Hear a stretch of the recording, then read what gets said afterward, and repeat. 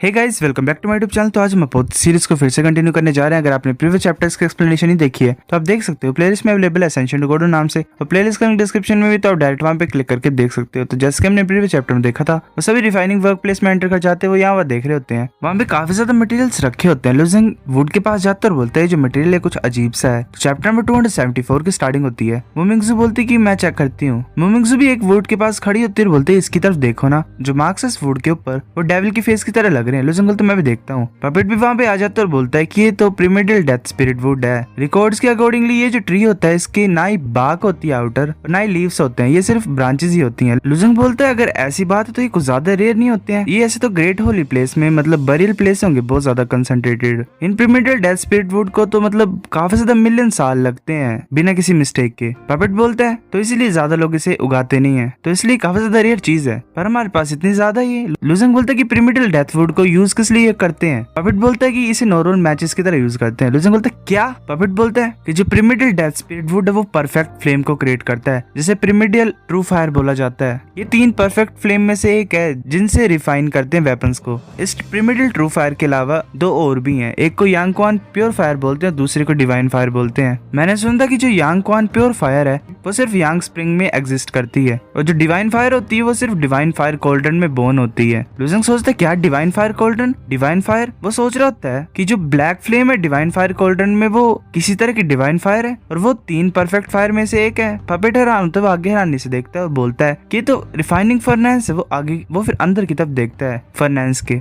वो बोलता है ये तो वेल अंदर एक स्वॉर्ड टाइप होती है, वेल मेटल टाइप। वो बोलता है ये तो स्टार जेड सॉलिड आयरन है। लुजिंग बोलता है star Z solid iron? Puppet बोलता है कि हाँ, ये जो चीज है ये एक स्टार से आई है जिसका नाम डार्क स्टार है। वो बहुत ज्यादा छोटा सा स्टार है जो कि शाइन नहीं कर सकता है, तो लोगों के लिए बहुत ज्यादा मुश्किल हो जाता है उस प्लेस को मतलब फाइंड करने के लिए और उसे लोकेट करने के लिए। पर जो मटेरियल है उस डार्क स्टार का, उसमें एक मिरेकल इफेक्ट होता है। उस स्टार का एक छोटा सा ग्रेन भी 1 लाख माउंटेन रेंजेस के वेट के इक्वल होगा। इतना ज्यादा हैवी मटेरियल एक इमूवेबल एग्जिस्टेंस होती है, क्योंकि वो बहुत ज्यादा हैवी होता है, बहुत ही ज्यादा हैवी। जब तुम इसे स्टोर करना चाहते हो, जो स्टोरिंग स्पेस होता है वो भी गिर जाता है, टूट जाता है। स्टोरिंग स्पेस भी मतलब इसे स्टोर नहीं कर पाता है, तो इसलिए मार्शल आर्टिस्ट चाहते थे मतलब कुछ रास्ता फाइंड करना इसे स्टोर करने के लिए। ऐसा बोला जाता है कि किसी ने एक बड़ा सा प्लेटफॉर्म क्रिएट किया था और उसने 80 लाख डिवाइन मार्क्स को उसमें कंप्रेस किया था। हर एक जो डिवाइन मार्क था वो प्रेशर को डिक्रीज कर सकता था मटेरियल के। इसी तरह से एक स्ट्रॉन्ग फ्लोटिंग फोर्स उसके ऊपर फॉर्म हो गई प्लेटफॉर्म के, तो उन्होंने फिर आसानी से उसे कैरी कर लिया। पर ट्रांसफॉर्मिंग की प्रोसेस में वो जो प्लेटफॉर्म था वो सडनली टूट गया, और जो आयरन ओर था वो नीचे गिर गया और एक बहुत ज्यादा बॉटमलेस होल क्रिएट हो गया ग्राउंड में। तो हम देख सकते हैं कि ये जो रिफाइनिंग फर्नेस है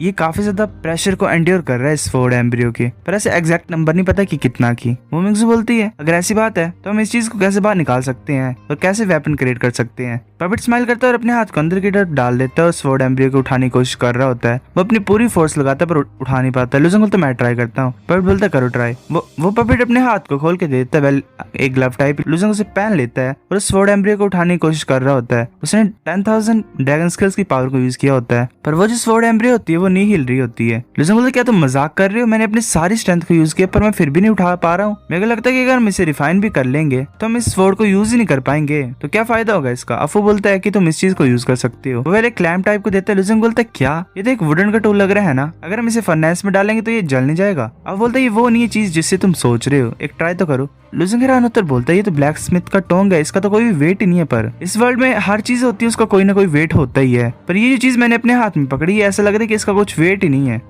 मैं कोई सा भी वेट नहीं फील कर पा रहा हूँ इससे, ये है कैसी चीज। आफू बोलता है कि जो मास्टर है उनने ये चीज इसीलिए बनाई थी ताकि वो स्टार जेड सॉलिड आयरन को उठा सके। लुजिंग बोलता है अच्छा। लुजिंग फिर अंदर की तरफ डालता है उसे। लुजिंग हैरान होता है। लुजिंग बोलता है इतना सा लाइट क्यों है, वो आसानी से उठा लेते हैं उन्हें। पपेट बोलता है ये क्या चीज है? लुजिंग फिर से उसे अंदर डाल देता है। लुजिंग बोलता है ब्लैक स्मिथ टोंग जो है ये तो कुछ भी स्पेशल नहीं लग रहा है, पर इतने ज्यादा हैवी मेटल को कैसे मतलब उठा सकता है, और खुद वो एक वेटलेस है। आफू बोलता है कि ऐसे ये वुड का पीस लग रहा हुआ पर वो एक्चुअली में स्टोन है। अगर थियोरेटिकली बात की जाए तो वो सभी हैवी ऑब्जेक्ट्स को उठा सकता है। ये जो टोंग्स है ये एक स्पेशल स्टोन से बने हुए जिन्हें इमेजरेबल स्टोन बोला जाता है। पपेट बोलता है क्या इमेजरेबल स्टोन्स? तो अच्छा ऐसी बात है, ये इफेक्ट है इमेजरेबल हेवनली डेस्टिनी का। लुजिंग सोच रहा था इमेजरेबल हेवनली डेस्टिनी। पपेट बोलता है कि जो इमेजरेबल हेवनली डेस्टिनी है वो प्रीवियस एरा की डेस्टिनी है। ये एक ऐसा कर्मालो है जो जितने भी हैवी ऑब्जेक्ट्स होते हैं उन्हें वेटलेस में कन्वर्ट कर सकता है। जो हेवनली डेस्टिनी वुलियांग हेवनली वेनेट्रेट के पास थी वो इसी तरह के कर्मालो को कंटेन करता था,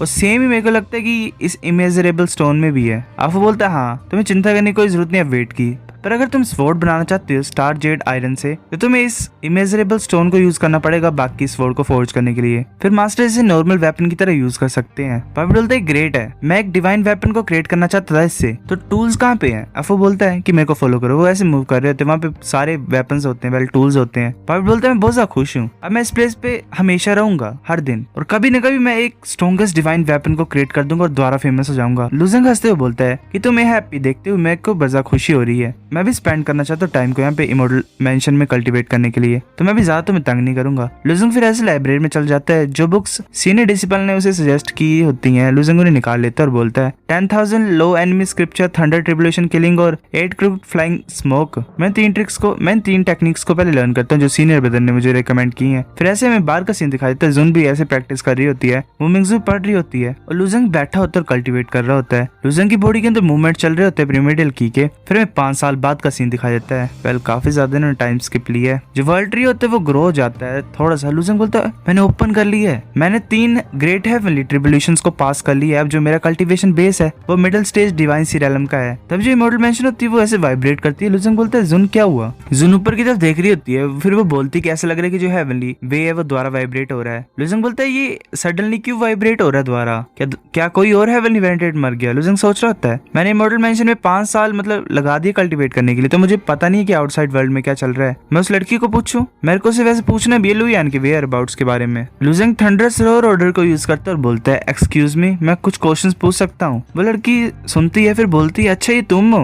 मैं तुम्हें थैंक यू नहीं बोला था, तुमने मेरी लिए स्टोरी पढ़ी थी, अगर तुम लुयान के बारे में पूछना चाहते हो तो मुझे माफ कर दो, मैंने फाउंड नहीं किया अभी उसे। लुजंग चुप होता है। लुजंग बोलते है ठीक है, वेल मैं ये पूछना चाहता हूँ ये जो हेवनली वे ये इस तरह से वाइब्रेट क्यों कर रहा है, क्या कोई हेवनली वेनेटेड मर गया है? वो लड़की बोलती है नहीं, कोई भी नहीं मरा इस टाइम पे, वो तभी हुआ था जब तुमने 4 हेवनली वेनेटेड्स को मार दिया था 5 साल पहले, पर कुछ रेलन लॉर्ड्स ने अब क्राउन ऑफ डेस्टिनी को इनहेरिट कर लिया जो मतलब मर गए थे उनकी। उनमें से ऑल गॉड थॉटलेस जो है मतलब ग्रुप है इंसानों का, जो कि युआनजी हेवनली वेनेटेड का ग्रुप है, उन्होंने 2 क्राउन्स को मैनेज कर लिया है पाने का। एक को मॉन्स्टर नाइट क्लैन ने ले लिया और एक को डीमन रेस ने ले लिया। काफी ज्यादा इंटेंस बैटल थी, इसमें 6 रेलन लॉर्ड्स मारे भी गए। तो अब जो ऑल गॉड थॉटलेस है वो ऐसा ग्रुप है इंसानों का जो करंटली 4000 ग्रेट रेलम्स के ऊपर रूल कर रहा है। वो बिगेस्ट ग्रुप है, बिगेस्ट फोर्स है। इस टाइम इन्होंने 2 क्राउन ऑफ डेस्टिनी को मैनेज कर लिया ऑब्टेन करने के लिए, तो इनकी जो पावर वो इंक्रीज हो जाएगी और ज्यादा। लुजंग बोलता है अच्छा तो ये हेवनली वे द्वारा क्यों वाइब्रेट हुआ? वो लड़की बोलती है ये इसीलिए क्योंकि जो ड्रीम बैटलफील्ड है वो ओपन हो रहा है। लुजंग बोलता है क्या ड्रीम बैटलफील्ड? लुजंग फिर चुप होता है। लुजंग बोलता है ये अच्छा चांस है मेरे लिए अगर मैं अपने आप को प्रूफ करना चाहता हूँ, पर मैं इस इमॉर्टल मेंशन को तो छोड़ नहीं सकता हूँ अभी। जुन बोलती है कि तुम्हें चिंता करने की कोई जरूरत नहीं है, जो ड्रीम बैटलफील्ड होती है वो सभी जितने भी डिवाइन सीरियलम के एक्सपर्ट्स होते हैं उन्हें ट्रांसफर कर देती है बैटलफील्ड में डायरेक्टली, तो तुम्हें इस मेंशन को लीव नहीं करना पड़ेगा, तुम यहाँ पे रह के भी पार्टिसिपेट कर सकते हो, ये अच्छी अपॉर्चुनिटी है। अगर तुम अच्छे अचीवमेंट्स को पालोगे ड्रीम बैटलफील्ड में तो जो रेलम लॉर्ड तुम्हारे पीछे पड़े हुए हैं वो भी तुम्हें ऐसे ही छोड़ देंगे और जाने देंगे। लुजंग बोलते क्या तुम सीरियस हो? मैंने इतने ज्यादा हेवनली वेनेटेड्स को मार दिया उनकी क्लैन के, क्या मेरे को ये सच्ची जाने देंगे? और वो बिचियाओ भी मेरे को छोड़ देगी और हट जाएगी? जुन बोलती है वेल ऑफ कोर्स नहीं, वो हटेगी नहीं क्योंकि उसके जो इंटेंशन है मेरे को मारने के वो चेंज नहीं होंगे, पर वेल उसे एटलीस्ट पता है कि कब पीछे हटना है। लुजंग बोलता है अच्छा मैं समझता हूँ, मैं अपना बेस्ट करूंगा। वो लड़की बोलती है क्या कुछ और तुम पूछना चाहते हो हेवनली वे और मतलब हेवनली वेनेटेड्स के अलावा? लुजंग बोलते यही था शुक्रिया। वो लड़की बोलती है ठीक है अब ये टाइम है, मेरे को अपनी जॉब को करना है। फिर वो आगे आ जाती है और बोलती है मैं डिक्लेयर करती हूँ ड्रीम बैटलफील्ड के स्टार्ट को। वेल ये थोड़ी ज्यादा अच्छी होने वाली है। वो बोल रही थी कि ड्रीम बैटलफील्ड में सभी डिवाइन सी रेलम के मार्शल आर्टिस्ट जो इस वर्ल्ड में प्रेजेंट है वो पार्टिसिपेट करेंगे। फिर ऐसे ही जो इमॉर्टल मेंशन दिखाई देती है हमें, वो मूव कर रही होती है, वहाँ पे एक लाइट वाला सर्कल अपीयर होता है। लुजंग बोलते तो अच्छा ये है एंट्रेंस ड्रीम बैटलफील्ड की। एक मुमिंगजू के सामने भी आया होता है। मुमिंगजू हैरान होती है। जुन बोलती है कि जब तुम इस पिलर ऑफ लाइट में एंटर करोगे तो ये तुम्हारी इमेज को लार्ज ड्रीम स्पेस में रिफ्लेक्ट करेगी, तो ये तुम्हारी एक्चुअल मेन बॉडी में कुछ भी हार्म नहीं कॉज करेगा। और ऊपर से बात यह है कि ये जो लाइट है ये तुम्हारी बॉडी को प्रोटेक्ट करेगी, तो ये कम्प्लीटली सेफ है। ये एक कल्टीवेटिंग चांस है सभी डिवाइन सी रेलम के एक्सपर्ट्स के लिए, तो तुम्हें मिस नहीं करना चाहिए इसे, जाओ ट्राई करो।